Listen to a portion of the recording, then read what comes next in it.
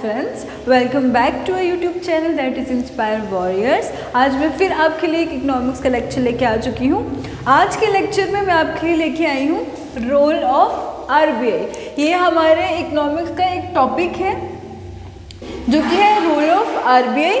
RBI सबको full form पता होगी, RBI reserve bank of India, जो हमारा सेंट्रल बैंक है। तो इसके बारे में पढ़ते हैं। आरबीआई इज सेंट्रल बैंक, ठीक है। अब सेंट्रल बैंक क्या होता है? सेंट्रल बैंक होता है apex bank that controls entire banking system. हमारे कंट्री में पूरा जो बैंकिंग सिस्टम है हमारा, वो हमारा आरबीआई कंट्रोल करता है। ओके, तो इसलिए आरबीआई हमारा सेंट्रल बैंक है, या हमारी बैंकिंग के लिए सेंट्रल अथॉरिटी है, ठीक है। उसके बाद अगर हम आरबीआई के लोगो की बात करें तो आरबीआई का लोगो है that is tiger plus palm tree. अगर किसी ने कभी नहीं देखा है तो वो नेट पे जाके सर्च कर सकता है, तो आपको एक टाइगर दिखेगा और उसके साथ पाम ट्री दिखेगा, ठीक है। उसके बाद हमारा जो आरबीआई था, ठीक है, वो ब्रिटिशर्स के टाइम से ही एस्टेब्लिश है। हमारा जो आरबीआई था वो एस्टेब्लिश कब हुआ था? 1 अप्रैल 1935 in accordance with RBI act 1934, ठीक है। और जब हमारा आरबीआई बना था उस टाइम पे हमने 5 करोड़ की कैपिटल इसमें इन्वेस्ट की थी, ठीक है। अब इससे हमारे 3 क्वेश्चन निकल सकते हैं। पहला क्वेश्चन जो हमारा निकल सकता है वो ये है कि आरबीआई कब एस्टेब्लिश हुआ था, कब बना था? अप्रैल 1 1935। उसके बाद दूसरा क्वेश्चन ये बन सकता है कि हमारा जो आरबीआई है वो किस एक्ट के अंडर बना था? तो हमारा आरबीआई जो बना था आरबीआई एक्ट 1934 के अंडर बना था। और अगर जेकेएसएस भी बहुत ही ज़्यादा स्टैटिक पूछ ले तो वो आपको कैपिटल पूछ सकती है, जो कि ना भी पूछे या पूछ भी मतलब जो आई थिंक नहीं भी पूछ सकती है। उसके बाद हमारे जो आरबीआई का स्टार्टिंग में जो ऑफिस बना था, जब आरबीआई 1935 में बनी थी तो बनी थी कोलकाता। उस टाइम पे इसको, आज के टाइम पे इसको कोलकाता बोलते हैं, उस टाइम पे उसको कोलकाता बोलते थे, ठीक है, ये कलकत्ता बोलते थे। और उसके 2 साल बाद ही 1937 में ही जो आरबीआई का ऑफिस था वो मुंबई में शिफ्ट हो गया था। और आज का हमारा जो हेडक्वार्टर है या हमारा आरबीआई का जो सेंट्रल ऑफिस है वो आज भी मुंबई में ही है। इसका मतलब आरबीआई परमानेंटली मुंबई शिफ्ट हो चुका है, ठीक है। तो अगर आपको पूछे, ये क्वेश्चन पूछ सकते हैं कि आरबीआई का हेडक्वार्टर कहाँ पे है, तो वो कहाँ पे है? मुंबई में। अगर आपको ये क्वेश्चन पूछे कि आरबीआई का सेंट्रल ऑफिस कहाँ पे है, तो वो भी मुंबई में। अब सेंट्रल ऑफिस क्या होता है? सेंट्रल ऑफिस होता है जहाँ पे आरबीआई का गवर्नर बैठता है, ठीक है, और यहाँ पे सारी पॉलिसीज फॉर्मुलेट होती हैं, मतलब जो पॉलिसीज होती हैं वो बनती हैं। पॉलिसीज मतलब अगर इन्फ्लेशन रेट ज़्यादा हो गया, इन्फ्लेशन भी हमारा टॉपिक है एक अलग से सिलेबस में, तब हम इन्फ्लेशन पढ़ेंगे। अभी के लिए इन्फ्लेशन समझ लो महंगाई। अगर हमारी महंगाई ज़्यादा हो जाती है तो आरबीआई कुछ रेट्स हैं जिनको ऊपर नीचे इंक्रीज डिक्रीज करता है, फॉर एग्जांपल CRR, SLR। तो वो सब जो पॉलिसीज होती हैं वो कहाँ पे होती हैं? सेंट्रल ऑफिस में डिसाइड होती हैं, ठीक है। उसके बाद अगर हम बात करें जब हमारा आरबीआई बना था, कब बना था? अप्रैल 1 1935। कौन से एक्ट के अंडर? आरबीआई एक्ट 1934, ठीक है। तब जो हमारा आरबीआई था वो प्राइवेटली ओन्ड था। प्राइवेटली ओन्ड का मतलब क्या होता है कि प्राइवेट लोगों ने उसको ओन किया हुआ था, ठीक है। वो किसी गवर्नमेंट के अंडर नहीं था, किसी कुछ लोग इकट्ठा मिलके आए थे और उन्होंने उसको बनाया था, ठीक है। लेकिन 1949 में 1 जनवरी 1949 में हमने उसको नेशनलाइज किया, ठीक है, और उसके बाद fully owned by the government of India, ठीक है। 1949 1 जनवरी हमने उसको नेशनलाइज किया, जिसके बाद वो पूरी तरह से गवर्नमेंट ऑफ इंडिया के अंडर आता है, ओके। उसके बाद अगर हम देखें आरबीआई के स्ट्रक्चर की बात करें तो आरबीआई जो है आरबीआई के जो अफेयर्स हैं, ठीक है, एक मिनट, आरबीआई के जो अफेयर्स हैं, ठीक है, अफेयर्स इन द सेंस मतलब आरबीआई की जो मेन बॉडी है उसको हम बोलते हैं सेंट्रल बोर्ड ऑफ डायरेक्टर्स, हम उनको बोर्ड ऑफ डायरेक्टर्स भी बोलते हैं, ठीक है। उसके बाद हमारा जो बोर्ड है, ये जो हमारा बोर्ड ऑफ डायरेक्टर्स है, हमारा जो सेंट्रल बोर्ड है वो कौन अपॉइंट करता है? Government of India. और हमें मतलब गवर्नमेंट को कैसे पता है कि उनको अपॉइंट करना है? क्योंकि हमारा आरबीआई एक्ट में ये चीज़ दी गई है, ठीक है। हमारे आरबीआई एक्ट में ये चीज़ बोली गई हुई है कि हमारा जो बोर्ड है वो गवर्नमेंट ऑफ इंडिया अपॉइंट करेगी, ठीक है।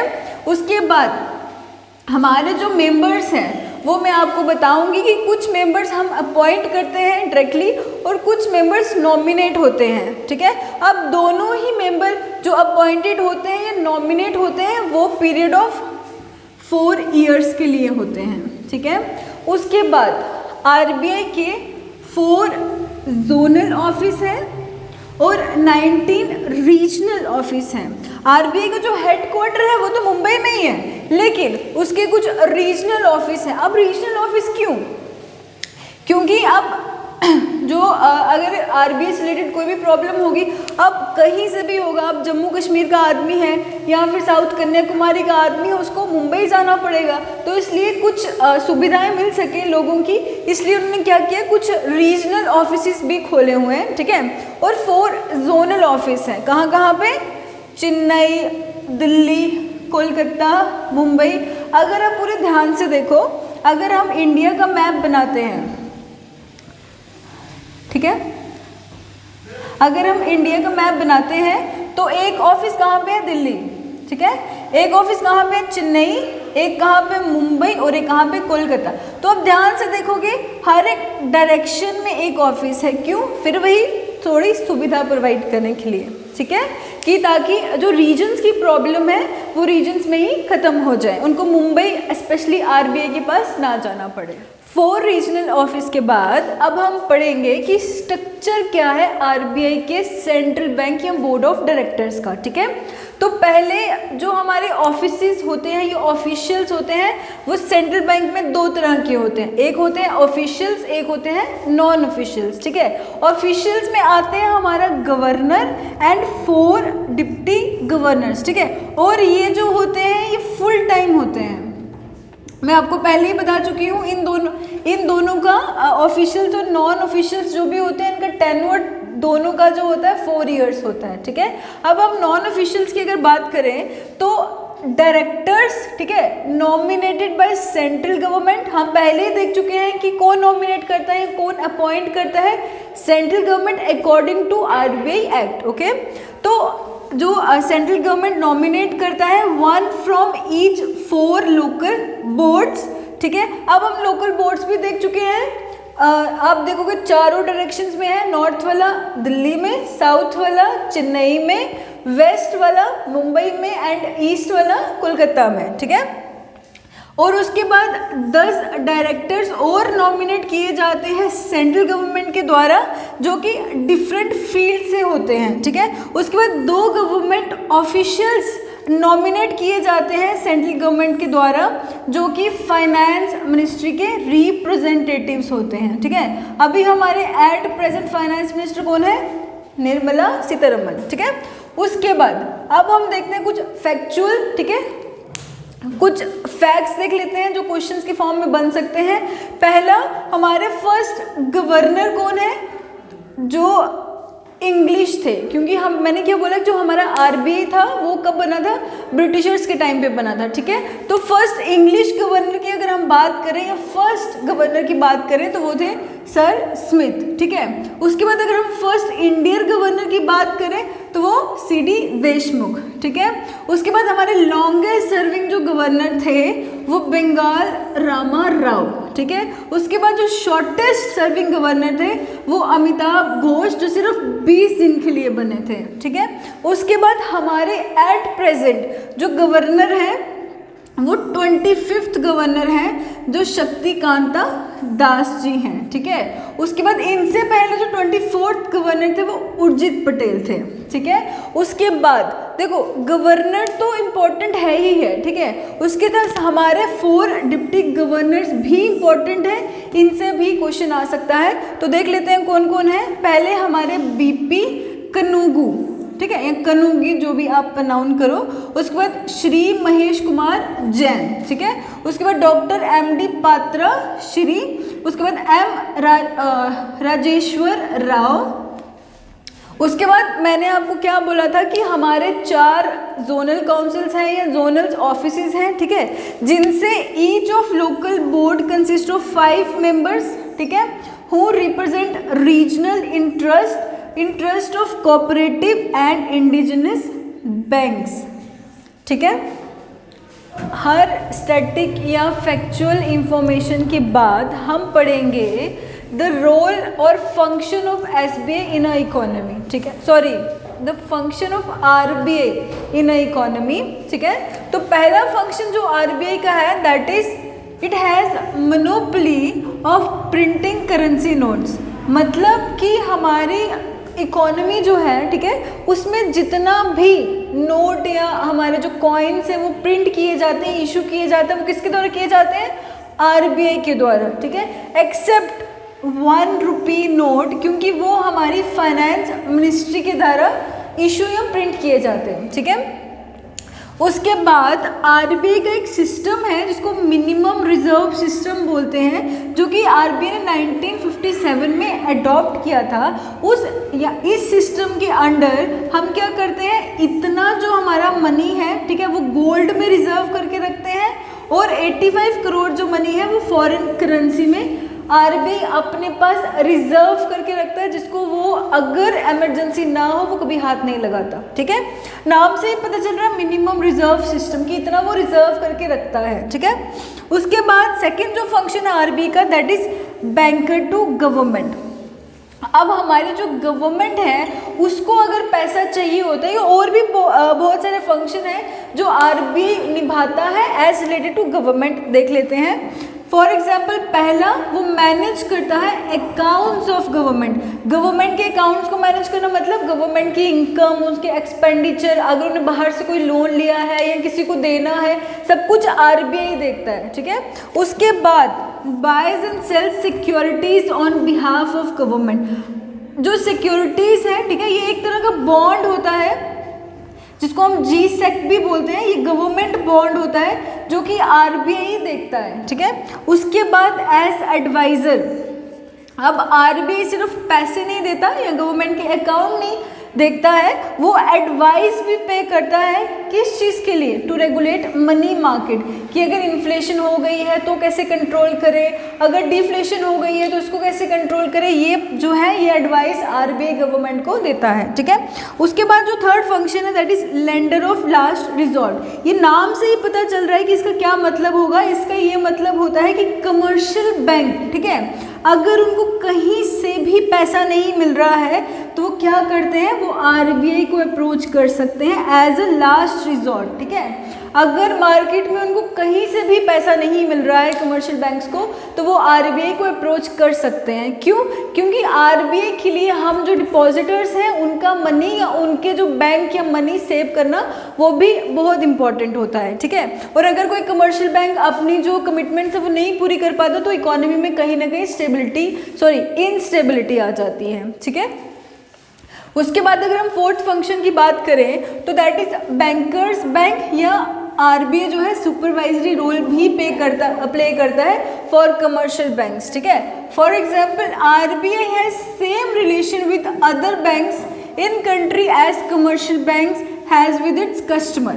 जैसे कि जो कमर्शियल बैंक्स होते हैं फॉर एग्जांपल एसबीआई, ये सब बैंक जो होते हैं इनका जैसे अपने कस्टमर्स के साथ रिलेशन होता है, वैसे ही आरबीआई का जो है उनका कमर्शियल बैंक्स के साथ रिलेशन होता है। इसका क्या मतलब है, जैसे हम जो डिपॉजिटर्स होते हैं, ठीक है, उनके जो अकाउंट्स होते हैं वो कमर्शियल बैंक्स के साथ होते हैं, वैसे ही जो कमर्शियल बैंक्स होते हैं उनके जो अकाउंट हैं वो आरबीआई के साथ होते हैं, ठीक है। वहाँ से वो पैसों का लेन देन करते हैं, अगर पैसे कम हो गए, ज़्यादा हो गए, सीआरआर जो भी, वो इसलिए वो क्या होते हैं, कस्टमर होते हैं आरबीआई के, ठीक है। और एज अ सुपरवाइजरी क्या देखता है कि जो कमर्शियल बैंक्स हैं उसने जो डायरेक्शंस दी हैं, ठीक है, फॉर एग्जांपल CRR कितना होगा, SLR कितना होगा, कि वो कंप्लाइंस कर रहे हैं उन डायरेक्शन के साथ या नहीं, ठीक है। उसके बाद हमारा जो RBI है वो कस्टोडियन ऑफ फॉरेन रिजर्व्स भी है, ठीक है, मतलब कि जो फॉरेन एक्सचेंज रिजर्व या जो भी फॉरेन से करेंसी आती है, ठीक है, उसको भी हमारा जो RBI वो मेंटेन करके रखता है, ठीक है। क्यों मेंटेन करके रखता है? क्योंकि टू प्रमोट इंटरनेशनल ट्रेड, ठीक है, और दूसरा कि हमारी जो रुपी की वैल्यू है as compared to foreign currency वो स्टेबल रहे, ठीक है। अब यहाँ पे अगर मैं बात करूँ फॉर एग्जांपल, हम जो क्रूड ऑयल है, ठीक है, वो बहुत ज़्यादा लेते हैं वेस्ट एशिया से, ठीक है। अब अगर क्या बोलते हैं, अगर हमारे पास डॉलर ही नहीं होंगे, डॉलर क्यों? क्योंकि वो यूनिवर्सली एक्सेप्टेबल करेंसी है।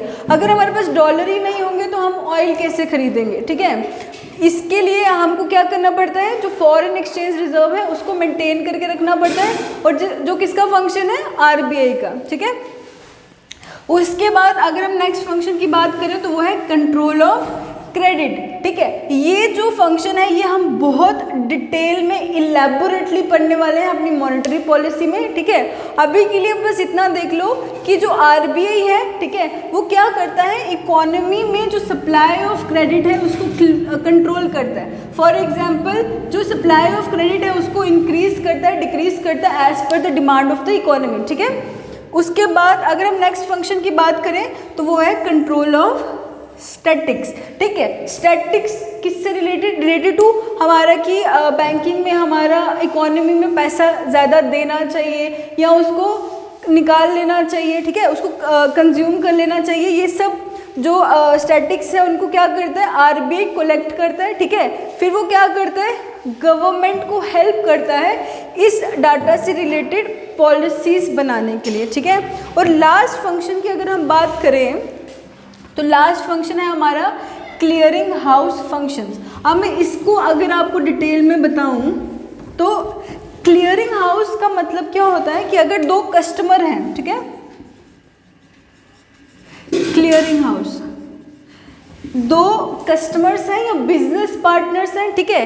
एक जो है वो SBI का कस्टमर है और दूसरा HDFC बैंक का कस्टमर है, ठीक है। हम एग्जांपल ले रहे हैं, ठीक है।